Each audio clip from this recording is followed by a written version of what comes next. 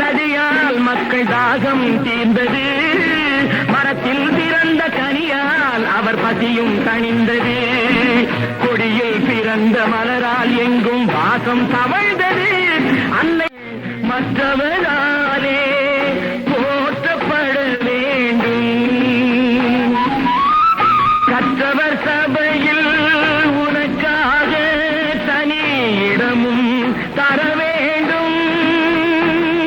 உன் கண்ணில் ஒரு துளி நீர் வந்தாலும் உலகம் அழ வேண்டும். நான் ஏன் பிறந்தேன், நாட்டுக்கு நலம் என்ன புரிந்தேன் என்று நாளும் பொழுதும் வாழும் வரையில் நினைத்திடு என் தோழா, நினைத்து செயல்படு என் தோழா, உடனே செயல்படு என் தோழா.